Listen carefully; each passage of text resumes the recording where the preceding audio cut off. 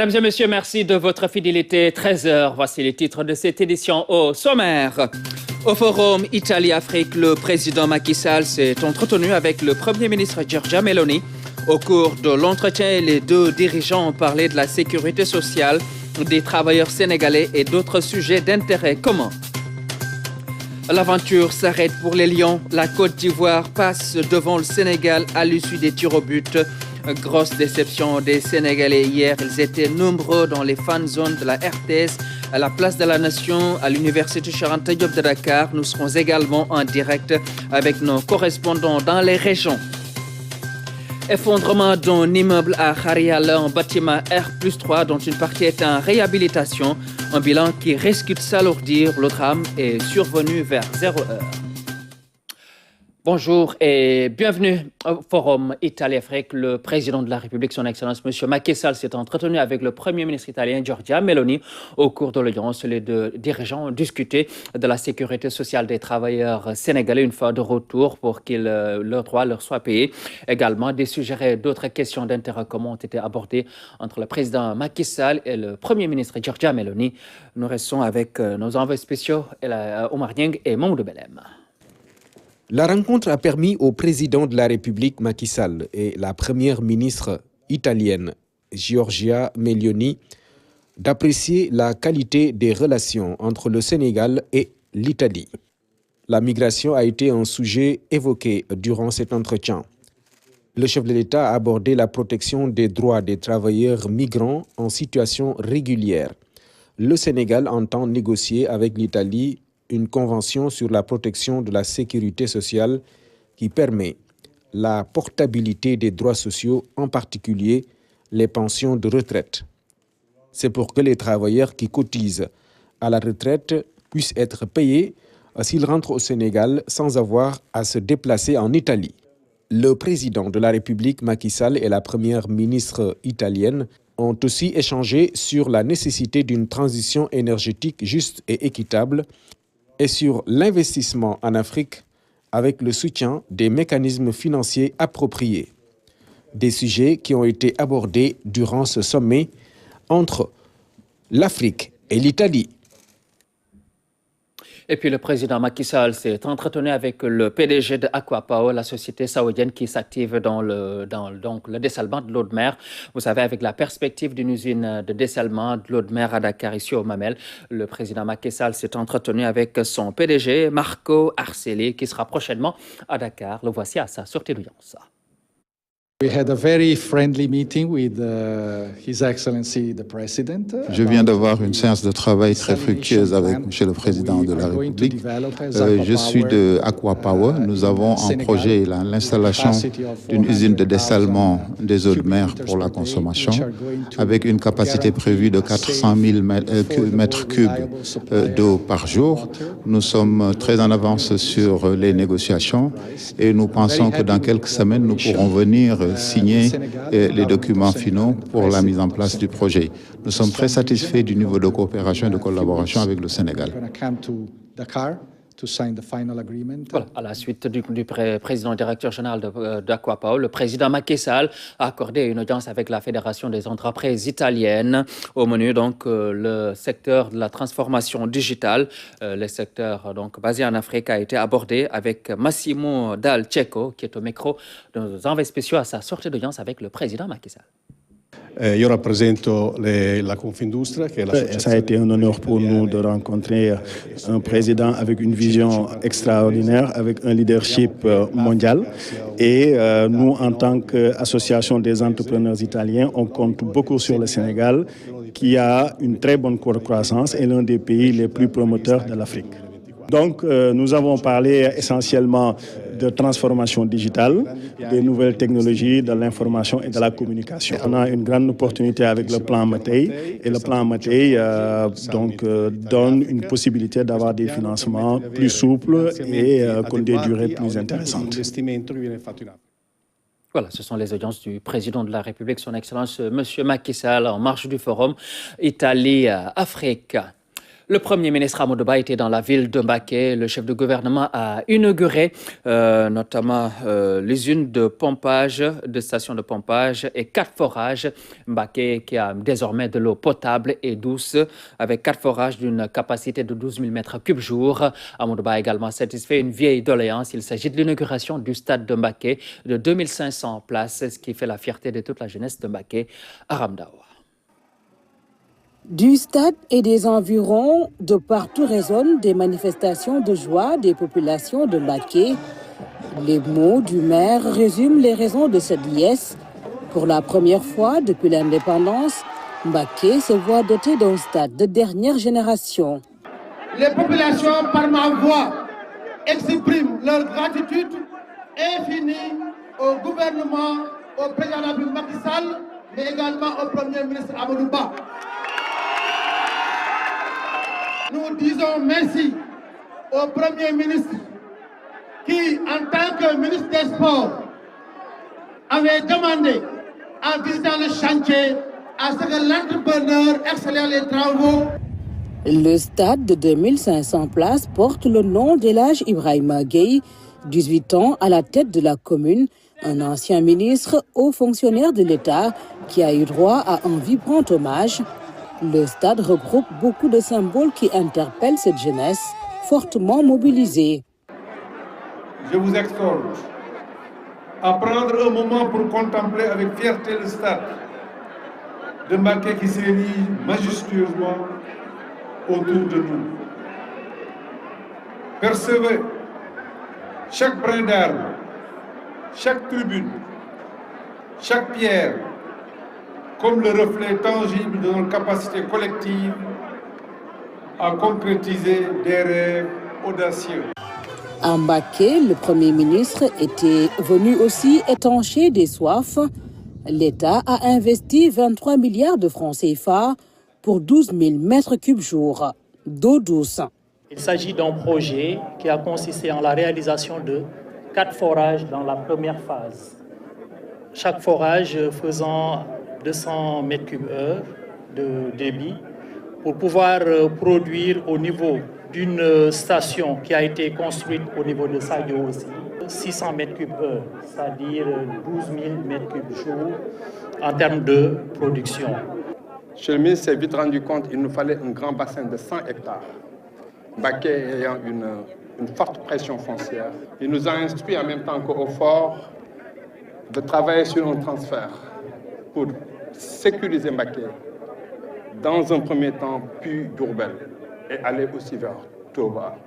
On est ici dans le bassin arachidier, où on a l'eau souterraine qui a une forte teneur en chlorure et en fluorure. Il n'y avait pas un problème d'accès à l'eau, mais c'est un problème de qualité de l'eau. Et ce programme a été démarré par le chef de l'État d'amélioration de la qualité de l'eau à travers des ouvrages comme à Koungheul, qui étaient des ouvrages de traitement de l'eau qui sortait des forages. Le système de transfert d'eau douce part du village de Sadio à Mbacké. Il traverse beaucoup de localités, elles aussi soulagées. Cette eau, outre les usages domestiques, mais cette eau aussi va être utilisée pour développer le potentiel agricole qu'il y a dans la zone. Cette eau a été tirée à 50 km d'ici. Tous les villages traversés, ou toutes les communes traversées ont été alimentées. Et le ministre me faisait dire tout à l'heure, c'est un potentiel de près de 100 000 branchements qui vont être possibles dans la commune de Mbacké. Mbacké, désormais département le plus peuplé du Sénégal, aura aussi un programme spécial. Annonce du Premier ministre qui rend également hommage aux religieux. La visite a d'ailleurs démarré par une présentation de condoléances suite au rappel à Dieu de Sokhna Momy Mbacké, sœur à Sokhna Bali Muntaha. Voilà. Les manufactures sénégalaises des arts décoratifs de Thiès dévoilent la beauté de leur tapisserie, poterie, reproduction graphique et batik. À cet effet, le ministre de la Culture et du Patrimoine historique, Aliou Sow, y a effectué une visite afin de promouvoir le label sénégalais. Le compte-rendu de Philomène Constance Diagne. Tel un apprenti qui en est à son premier essai, les mains tremblantes, Il s'applique à la coupe ou plutôt à la tombée de la tapisserie, pas n'importe laquelle, celle dédiée au mémorial du bateau le Joola.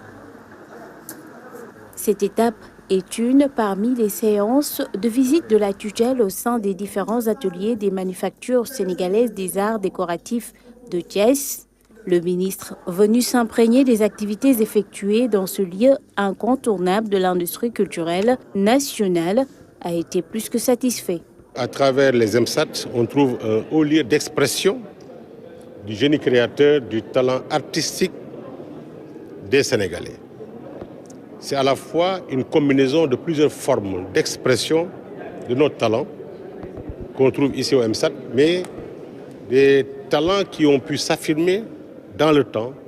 De la tapisserie à la poterie, en passant par la reproduction graphique, le batik, entre autres, les EMSAD regorgent de potentialités, des réalisations diverses produites à la main par de talentueux hommes et femmes, vantés très souvent hors de nos frontières. Aujourd'hui, partout nous voyons la beauté des tapisseries de Thiès. C'est pourquoi d'ailleurs l'État du Sénégal, le gouvernement du Sénégal en a fait un espace de choix de ses plus précieux cadeaux d'État.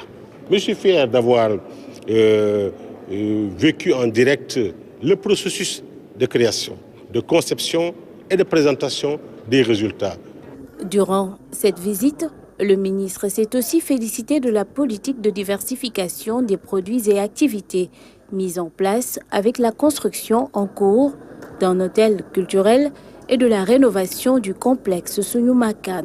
À la fin de la journée, une photo de famille après avoir remis symboliquement au ministre le manuel de procédure des EMSAD. Voilà, et puis le Sénégal qui poursuit la mise en œuvre de son projet spatial, nouveau pilier de sa croissance économique formulé dans le plan Sénégal émergent. Et c'est dans cette optique qu'un accord a été signé entre l'Agence sénégalaise d'études spatiales (AES) et l'opérateur français de constellation nanosatellite Prométhée Earth Intelligence, ce qui va permettre la fabrication de la première constellation satellite pour le Sénégal. Fanta Badji. La mise sur orbite de la première constellation nanosatellite du Sénégal, amorcée à travers cet acte. L'accord traduit la confiance mutuelle entre acteurs du New Space, l'agence sénégalaise d'études spatiales ASES et son partenaire français Prométhée Earth Intelligence, ensemble pour développer l'industrie spatiale au Sénégal. De lancer dès maintenant le projet de fabrication de la première constellation de satellites à l'horizon 2028 qui devrait donc être lancé en 2028. Cela signifie en fait qu'on ne va plus se contenter juste d'avoir un satellite qui tourne autour de la Terre donc, et qui surveille notre territoire, mais d'avoir un groupe de satellites qui vont fonctionner en réseau, si on peut schématiser, qui vont travailler ensemble pour donner beaucoup plus d'informations, mais un temps de passage au-dessus de nos territoires beaucoup plus réduit. Ça nous permet d'avoir des informations en quasi-temps réel. Véritable révolution technologique, les constellations nanosatellites permettent une grande maîtrise des données spatiales, boostent la croissance économique et assurent aux pays détenteurs leur souveraineté spatiale. C'est travailler de la recherche à l'innovation, à l'application et intégrer cet outil comme, ça a été dit, un outil souverain dans les deux grands domaines. On appelle intelligence environnementale, ce qui veut dire c'est lutte contre le dérèglement climatique, tout ce qui est développement durable, lutte contre la pollution, les terres, pour que l'économie se développe, pour que l'enseignement puisse croître, etc. Il faut vivre dans un climat de sécurité et la défense. Aujourd'hui, l'accès à l'espace et à l'observation de la Terre sont devenus des enjeux premiers pour l'avenir de notre planète, mais également pour chacun des pays qui décidera d'y accéder. C'est pourquoi l'entreprise Prométhée, première et innovatrice dans le secteur du New Space, propose, grâce à sa technologie, de faciliter l'accès à l'espace en offrant à ses partenaires un fort transfert de technologie et un renforcement de la souveraineté. L'autre objectif de cet accord est de faire du Sénégal un leader dans le domaine spatial en Afrique. Ça appelle également à la mise en place des infrastructures. Nous comptons assez rapidement disposer d'un centre d'opération qui permet de surveiller donc les informations qui proviendraient du ciel, de pouvoir mettre un centre d'assemblage, d'intégration et de tests de microsatellites pour que le développement de cette constellation puisse en grande partie également être l'objet du travail, comme je disais, de Sénégalais ici au niveau d'un centre d'assemblage que nous allons mettre en place. Ce partenariat Agence sénégalaise d'études spatiales et Prométhée Earth Intelligence marque un nouvel élan de la coopération scientifique et technologique entre la France et le Sénégal. Il s'inscrit également dans la mise en œuvre de la feuille de route de l'ASES à l'horizon 2028. En prélude à la campagne présidentielle qui démarre le 4 février, le Conseil national de régulation de l'audiovisuel CNRA a tenu une réunion de coordination avec les mandataires des différents candidats. L'objectif était de délimiter l'ordre de passage et de fixer le temps d'antenne pour chaque candidat qui est fixé à 3 minutes. Le compte-rendu de Dame Silla. Cette réunion tripartite entre le CNRA, les mandataires des différents candidats à l'élection présidentielle et la RTS a permis de trouver un terrain d'entente sur l'ordre de passage et le temps d'antenne des 20 candidats. L'élection présidentielle de cette année-ci a un caractère inédit parce qu'il va falloir organiser la campagne électorale de 20 candidats. Cela pose différents problèmes. Et le premier problème que cela pose, c'est le temps d'antenne. Heureusement que les discussions se sont très bien passées. Les enregistrements à la RTS pour les candidats à l'élection présidentielle se feront les vendredis et samedis prochains et la diffusion débutera à partir de dimanche 4 février 2024, date du démarrage officiel de la campagne électorale. Ça demande un travail très sérieux et nous pensons vraiment que cette fois-ci les mandataires seront ponctuels. Dans le passé, cela a été un vrai problème.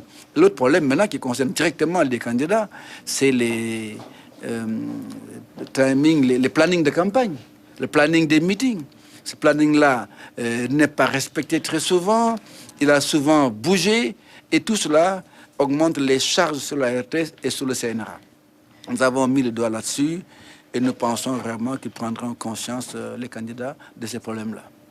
Avec une liste de 20 candidats à l'élection présidentielle, autorités de régulation, mandataires et représentants de la RTS sont tombés d'accord sur un temps d'antenne de 3 minutes pour chaque candidat. C'était le meilleur format pour éviter que ça tire en longueur et que l'attention du public ne soit affaiblie si le temps d'antenne est tout. Parce qu'il y a 20 candidats. Vous imaginez si chacun a un temps d'antenne de 7 ou 10 minutes, on va peut-être extrapoler. En tout état de cause, ce qui a été important, c'est qu'il y a un consensus sur les 3 minutes. Des arguments pertinents ont été donnés et finalement, tout le monde s'est rallié à ces 3 minutes. Parmi les 20 candidats à la présidentielle, un séjourne présentement en prison, un cas de figure non prévu par les textes et qui continue de faire débat. S'il n'y a pas de liberté provisoire, le CNRA sera en difficulté parce que nous recevons les différentes cassettes pour diffusion ici au CNRA pour diffuser. Et si jamais lui reste en détention et qu'il n'est pas filmé en prison, il sera difficile pour le CNRA de diffuser son temps d'antenne. Mais en fait, c'est une question qui s'est posée, qui reste comme ça en l'état. Et je pense qu'on va voir d'ici les prochains jours qu'est-ce que cela va être. Pour les temps d'antenne, les candidats sont divisés en 2 groupes de 10 et la diffusion démarre officiellement sur la RTS ce dimanche à partir de 19h pour la première tranche et 20h40 pour la deuxième tranche, avec de possibles décalages en raison de la Coupe d'Afrique des Nations. Voilà, et puis nous ouvrons le bloc Coupe d'Afrique des Nations en Côte d'Ivoire. Vous le savez, avec l'élimination du Sénégal, le président Macky Sall a tweeté hier, donc avec ce tweet qui s'affiche à l'écran. Cher Lion, vous et donc votre staff, ayez mes encouragements. Les pénaltys sont toujours aléatoires. Bon retour dans vos clubs respectifs et bonne chance pour vos échéances futures, a tweeté le président de la République, son Excellence M. Macky Sall, juste après l'élimination du Sénégal. Et puis, les réactions de Sadio Mané, tout d'abord, et d'Idrissa Gana Gueye. Pour Sadio Mané, le football est cruel, c'est la phrase donc, qui a été lâchée. Et pour Idrissa Gana Gueye, donc, il déclare que les Lions avaient tué le match. Mais avant cela, nous allons écouter Aliou Cissé qui était en conférence de presse, le sélectionneur national, juste après l'élimination du Sénégal. Déçu du résultat, forcément. Déçu surtout pour mes garçons. Je pense que On était venu ici pour gagner cette CAN, déçu pour notre peuple qui attendait beaucoup de nous, mais fier de mes garçons. Comme on dit, quand on gagne, on est heureux. Quand on perd, il faut garder sa dignité. Donc dans la défaite, nous garderons notre dignité. Mais c'est un match un peu bizarre, avec beaucoup de faits de jeu. Pas besoin de revenir là-dessus. Mon seul regret, c'est qu'après le but, peut-être qu'on a perdu un petit peu le fil conducteur du match et qu'on a sauté trop les lignes, alors qu'on avait bien débuté ce match-là en contrôlant la possession, en trouvant les intervalles et qui nous a permis d'attaquer leur dernière ligne. Dommage qu'on n'a pas pu tenir ça, mais bon. C'est le football. En 2022, on était heureux. Aujourd'hui, on est triste. Triste pour mes garçons, triste pour tout le peuple sénégalais, mais ainsi va le football. On restera digne dans ça. Penalty, je pense que nous défendons mal. C'est une faute qu'on peut éviter.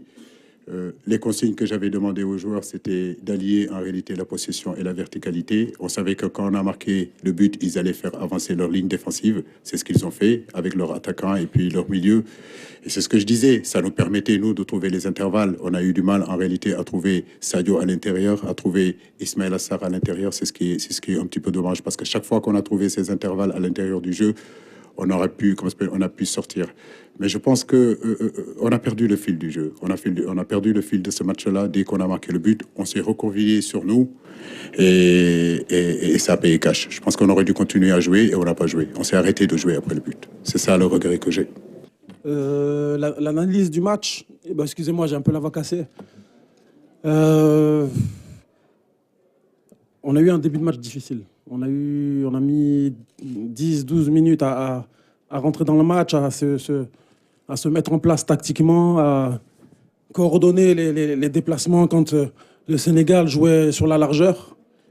On a pris ce but très très vite et ça aurait pu nous mettre la tête sous l'eau parce que de là où on vient, j'avais peur d'encaisser un but rapidement, c'est ce qui s'est passé.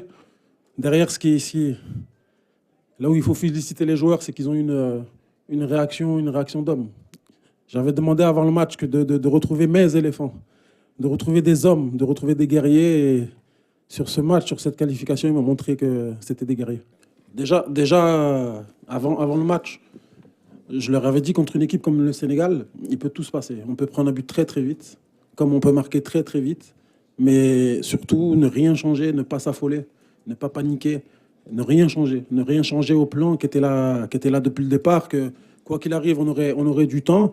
À la mi-temps, j'ai tenu le même discours. J'ai dit, les gars, on a encore 50 minutes à jouer avec les arrêts de jeu. Il faut pas commencer à aller dans tous les sens. Restons structurés, restons organisés, restons compacts. Et quand on a le ballon, continuons à sortir le ballon de derrière. Je leur ai juste demandé d'être un peu plus méchants offensivement, d'apporter plus de danger dans le dos de la défense sénégalaise, parce que je savais qu'ils n'aimaient pas trop défendre en courant vers leur but. Mais non, le discours, il a été de pas s'affoler, de pas paniquer, de garder nos principes qu'on a mis en place depuis jeudi et que quoi qu'il arrive, on allait être récompensé. Voilà, Emers Faye, le sélectionneur ivoirien, et Aliou Cissé qui était en conférence de presse. Et puis les joueurs, je vous le disais, donc, ont réagi en zone mixte. C'est d'abord Sadio Mané qui parle d'un match cruel, de football cruel, et d'Idrissa Gana Gueye qui déclare que les Lions avaient l'occasion de tuer le match. Nous les écoutons. Le football est cruel. Ainsi va la vie. Je pense qu'on a fait tout ce qu'on peut. Mais malheureusement, le dieu du foot n'était pas avec nous. C'est comme ça. Alors, on a également vu qu'on n'a pas su tuer le match quand il le fallait. Oui, après ces gens de match, si tu ne tues pas, après ça te cache. Et je pense qu'à un moment donné, c'était le cas. On a tout donné sur le terrain. Malheureusement, voilà, il fallait une équipe qui gagne aujourd'hui. Et c'est la Côte d'Ivoire qui gagne.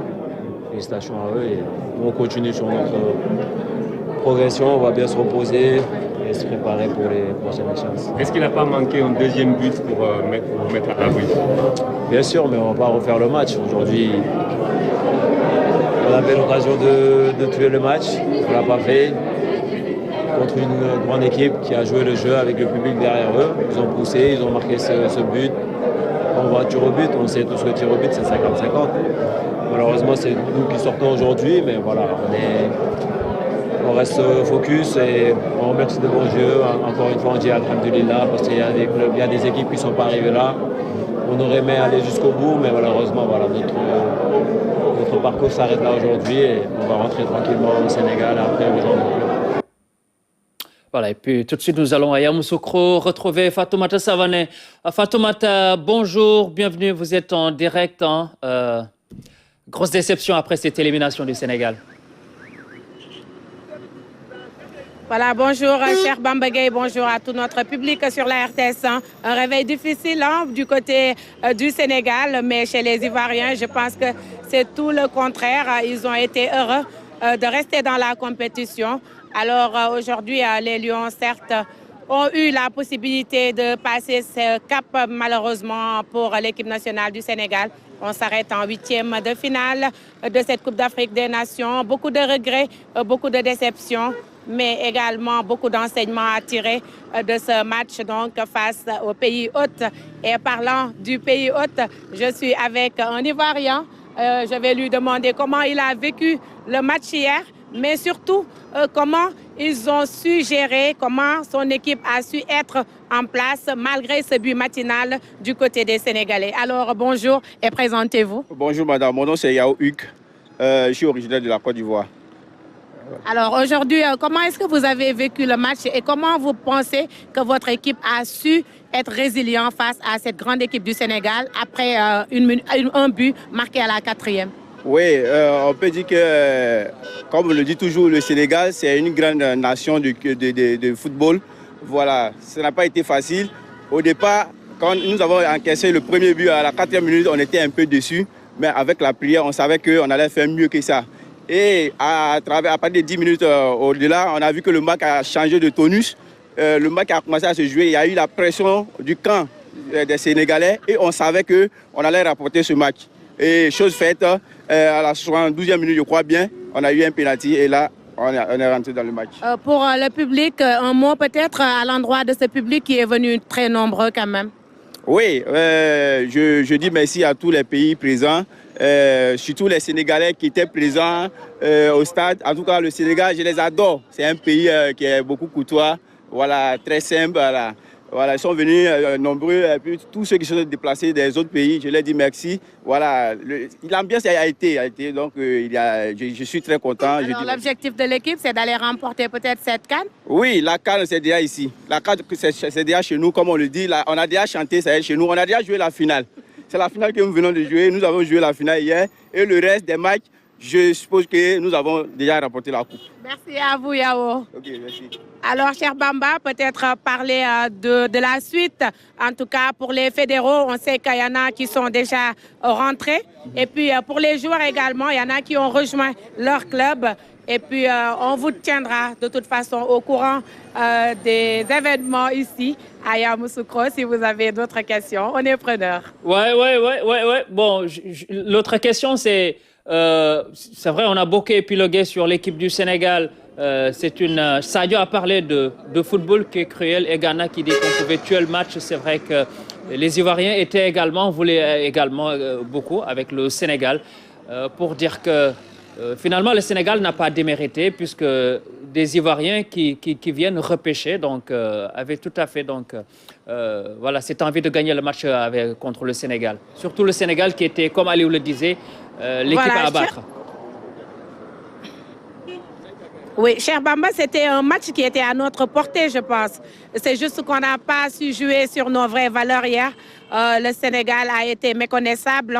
Après avoir mis ce but-là, on a été vraiment méconnaissable sur les transitions, sur l'attaque rapide, sur le milieu de terrain qui était très facile à passer. Je pense que on aura beaucoup de regrets, mais ce qui est sûr, c'est qu'on va leur dire merci, on va leur dire Ngatien Galama parce que tout simplement, ils nous ont fait rêver, ils nous ont fait également découvrir les sensations d'être champions d'Afrique. On ne peut que les encourager et leur souhaiter une bonne continuation puisque très rapidement, dès le mois de mars, ils seront encore là pour les éliminatoires de la Coupe du Monde 2026. Alors on va les encourager et leur dire tout simplement de revenir plus en forme et plus en force pour pouvoir continuer cette aventure-là. Voilà.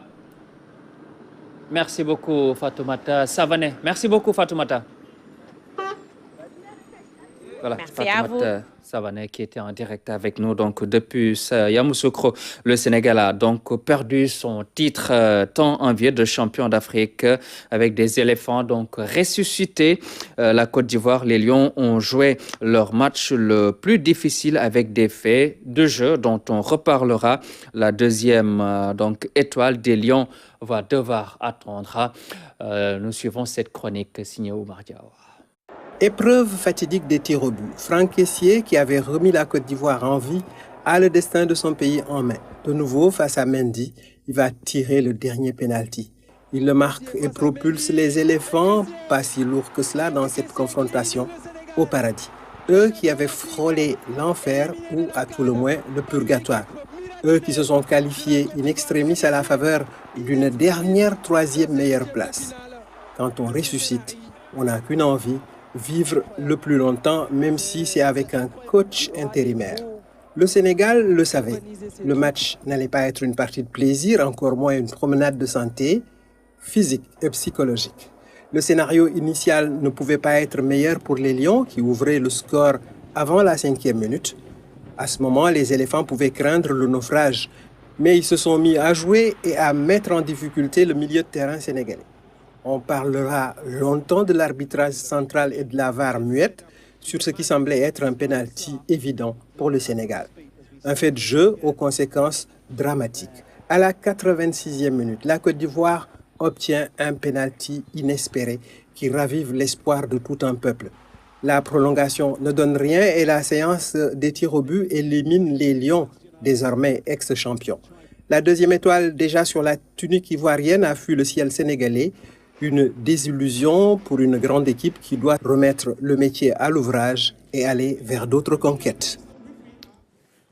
Voilà donc la deuxième étoile qui va devoir reprendre, tandis que la Côte d'Ivoire est en quête d'une troisième. Voilà, mesdames et messieurs, dans un instant, nous en venons à la partie consacrée aux régions dans ce journal.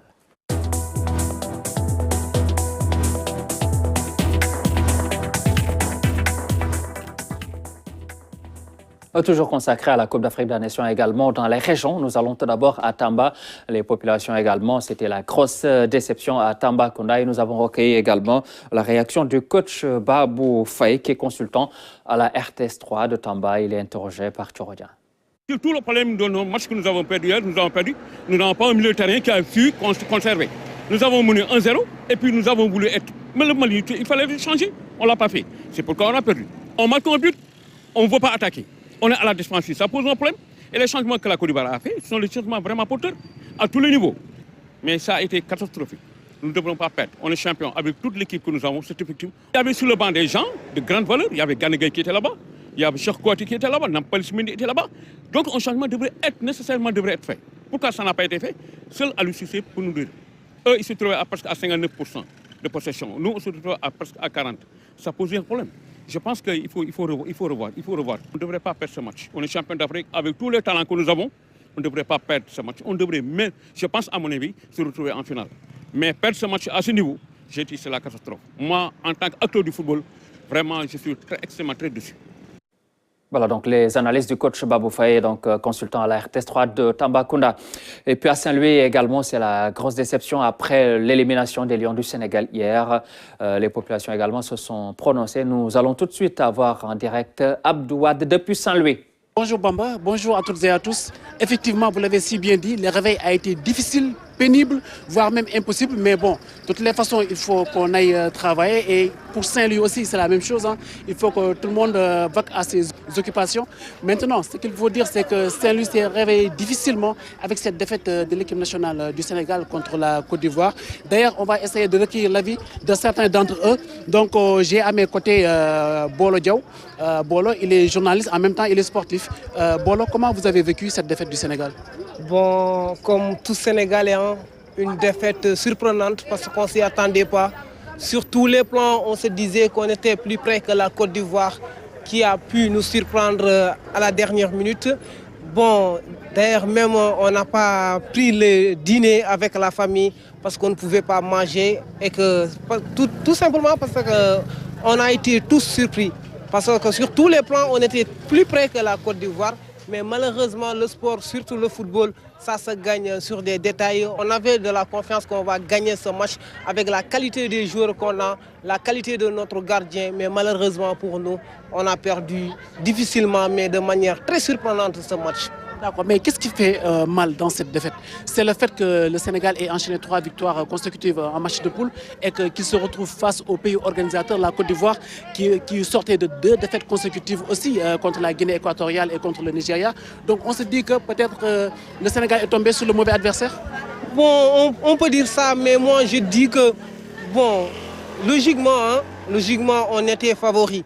Mais si on regarde la phase de poule avec le Sénégal qui a enchaîné 3 défaites, comme tu l'as si bien dit, la Côte d'Ivoire qui est repêchée, si je peux l'appeler ainsi. Mais on a vu la montée en puissance de l'équipe de la Côte d'Ivoire.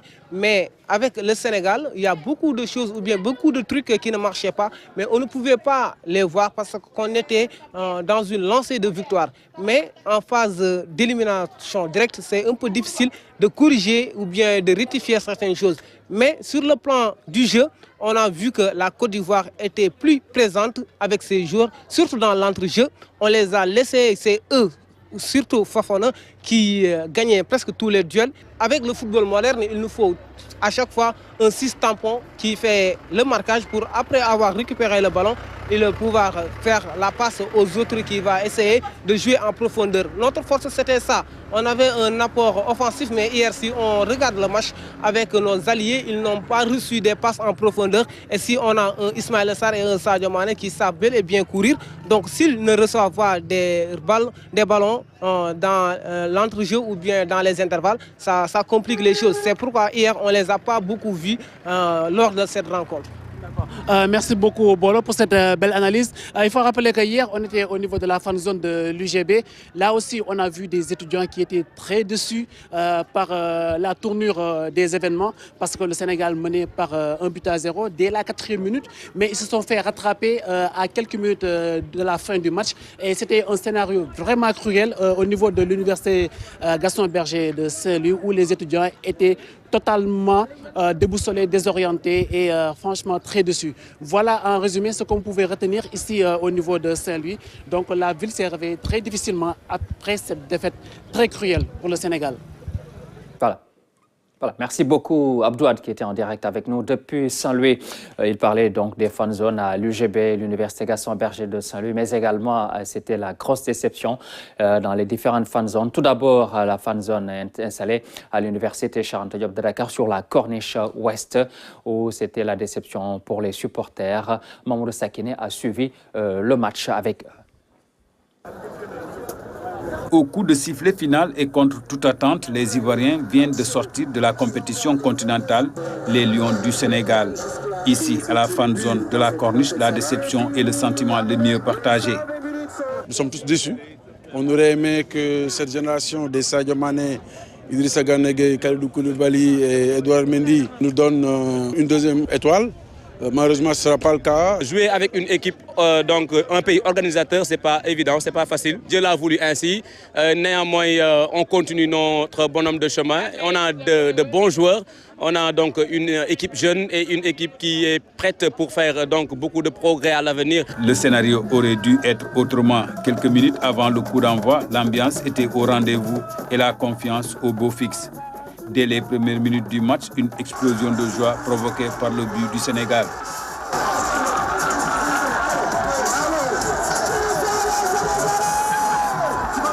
Ce qu'on devait faire, nous l'avons fait, c'est-à-dire de marquer depuis le début pour pouvoir faire douter l'adversaire. Vous savez, le Sénégal a une attaque très forte, donc c'est difficile de les maîtriser durant toute l'équipe. Tout au long du match, l'inquiétude se lisait sur les visages des supporters. Et contre toute attente, les Ivoiriens égalisent sur penalty. Les deux équipes vont alors se départager avec la série de tirs au but. Une épreuve fatidique pour les Lions du Sénégal. Dès qu'on a marqué le but pendant 80 minutes, on a refusé de jouer. On leur a laissé le ballon. Entre la Côte d'Ivoire et le Sénégal, il n'y a pas 65% de possession de nos camps et 35% pour nous. Ce n'est pas possible. Donc je pense qu'il y a ça. L'objectif d'une 2e étoile s'efface ainsi avec l'élimination des Lions. Les supporters vont ainsi continuer à croire en leur équipe pour les prochaines échéances. Voilà, donc c'était Moussa Mané qui était à la corniche ouest de Dakar. Et puis la RTS a également installé une fan zone à la place de la Nation. Pourtant, avant le début du match, c'était la confiance avec une grande ambiance. Mais à l'arrivée, cette défaite a provoqué une grosse déception. Ambiance suivie par Mamadou Sakine. Kessié face à Mendy et Kessié, Franck Kessié qui élimine le Sénégal. Les champions incrédules, les supporters le sont. Abattus, ils sont à terre. Désolation, tristesse sont les sentiments les mieux partagés à la fan zone de la RTS, à la place de la Nation. C'est la déception qui nous anime aujourd'hui, nous Sénégalais, parce que la défaite est amère. Nous avons fait un début sans faute et on s'attendait à une victoire aujourd'hui.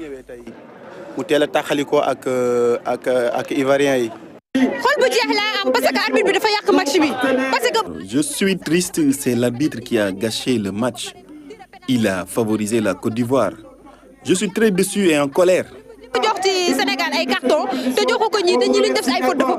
Cette ambiance morose s'est installée dès les minutes qui ont suivi l'égalisation ivoirienne. Les supporters d'Ale Casa essaient quand même de donner de la voix.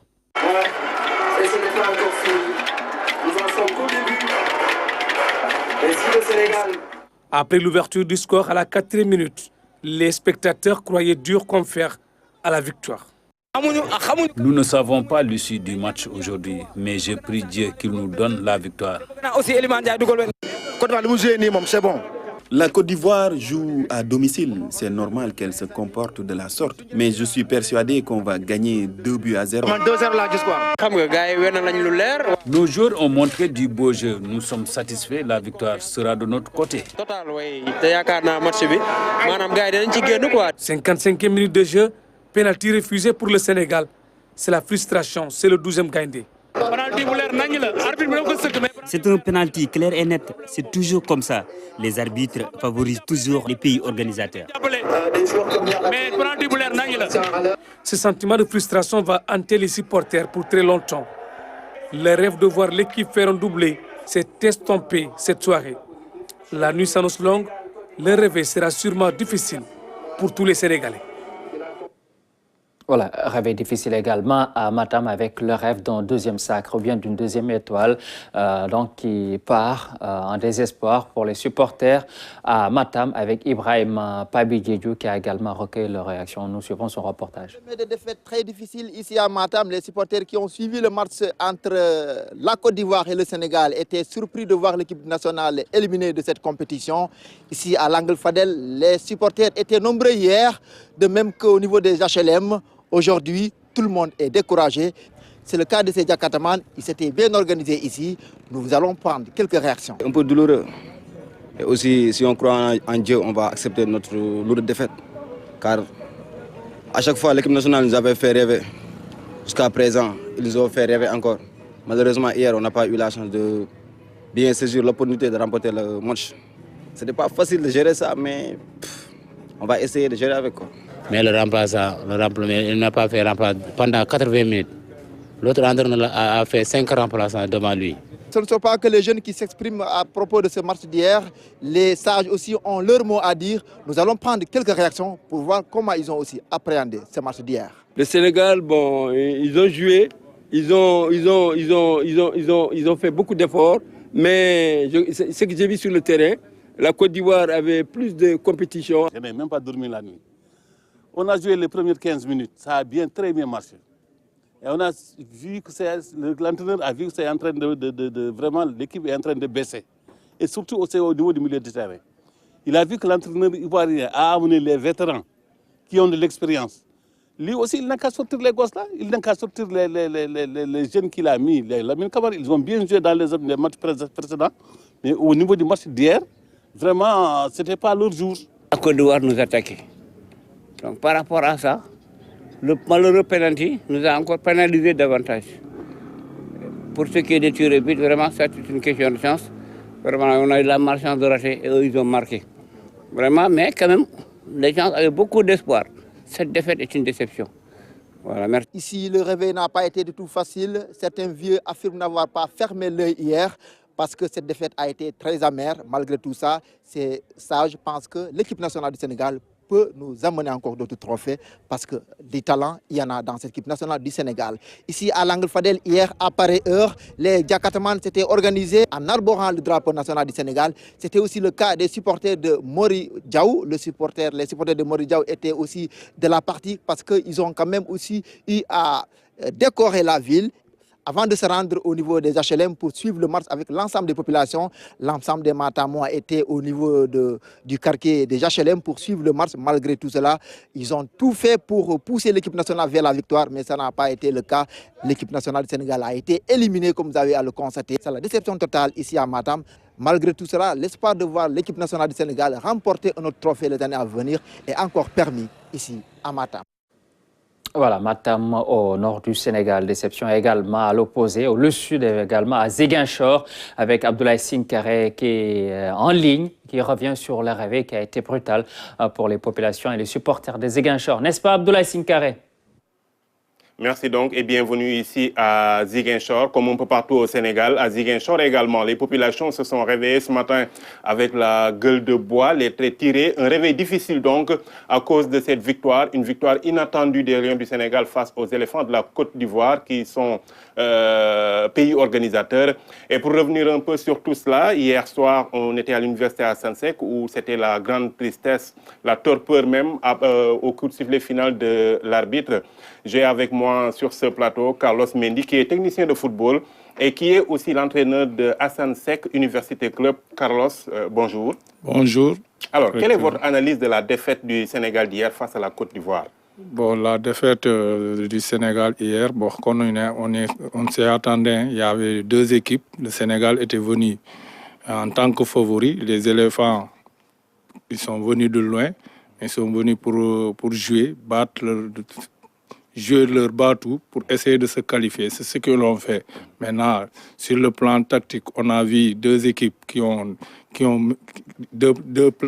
deux systèmes de jeu différents, avec un Sénégal qui jouait avec un gardien derrière, trois défenseurs, 4 milieux de terrain et 3 attaquants. Et je crois que dans cette animation de l'équipe du Sénégal, dans ce système, l'animation a déjoué parce que ce qu'il voulait n'a pas été respecté. Peut-être, même si on a marqué un but matinal, on a vu une équipe du Sénégal peiner pendant tout le match. Parce que on suivissait le match parce que ce que Aliou a prévu n'a pas été respecté. L'animation de l'équipe n'a pas été bonne parce qu'on a vu au niveau du milieu de terrain, supposé 4 milieux de terrain, mais il n'y avait que 2 milieux de terrain. Parce qu'on voyait dans la zone d'activité de Jean-Michel Seri, il n'y avait aucun Sénégalais. C'est pour ça, c'est ce qui a permis ce dernier de faire le match qu'il a fait. Je crois que de ce côté, l'équipe du Sénégal a pêché. On a marqué très tôt, mais après on a arrêté de jouer. Peut-être que c'est dû au système. Et les Ivoiriens aussi, ils sont très bien joués par rapport à ça. Parce qu'ils savent que le danger du Sénégal vient du côté droit avec Ismaël Sarr, Krépin Diatta et Lamine Camara, s'il est libéré. Mais hier, on a vu avec le système qu'a joué Aliou, les Ivoiriens ont laissé Sékou Fofana sortir sur Lamine Camara, Max Alain Gradel sur Krépin Diatta. Ces derniers ne pouvaient pas se projeter devant. Ismaël Sarr était seul sur le couloir droit. Bon, ça a déjoué aussi. Il y a aussi eu des faits de match, notamment le penalty contre Ismaël Sarr. L'arbitre n'a pas sifflé. Bon, il y a des faits de match, mais il faut oser le dire. Peut-être que l'arbitre a rectifié le carton rouge bien mérité de Sadio Mané. L'action-là, si c'était un autre joueur, c'était un carton rouge. Peut-être que c'est ça qu'il a rectifié, mais le penalty de Ismaël Sarr était un penalty.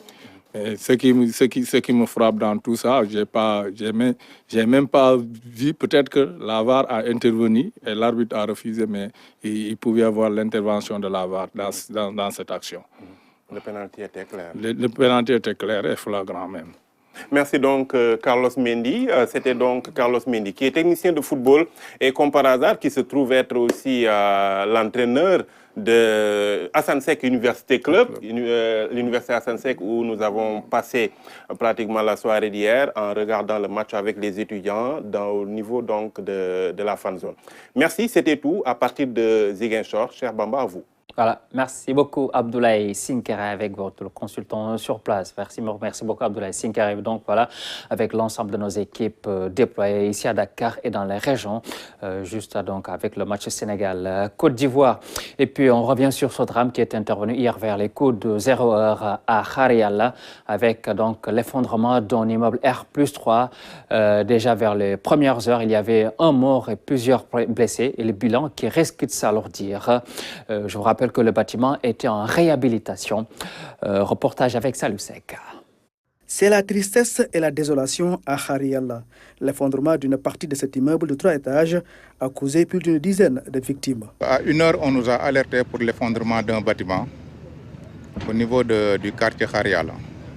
Donc à 1h06, les premiers engins se sont présentés sur les lieux et la situation était qu'il s'agissait de l'effondrement partiel des 3 étages d'un bâtiment R+3 en cours de réhabilitation. Sur place, on a dénombré 13 victimes, dont 11 évacuées vers les structures sanitaires, un corps sans vie déposé au niveau du centre de santé de Yeumbeul et une victime prise en charge sur les lieux même de l'intervention. Sur les lieux, c'est une course contre la montre pour essayer de retrouver les 4 personnes sous les décombres.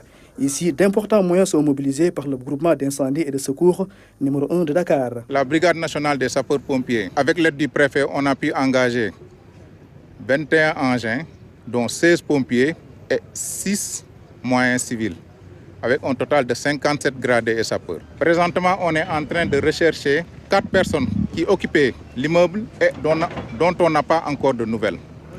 Donc c'est pour ça que vous voyez derrière les engins en train de sortir les gravats pour continuer les recherches. Pour le moment, les causes de l'effondrement de ce bâtiment restent inconnues. Les sapeurs-pompiers sont à pied d'œuvre, poursuivant les recherches.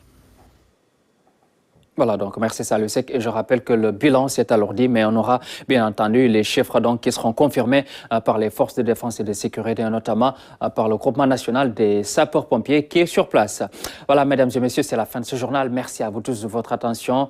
Merci à toute l'équipe de coordination qui a préparé l'édition de ce matin. Quant à moi, je vous retrouve dans quelques instants pour la version Wolof.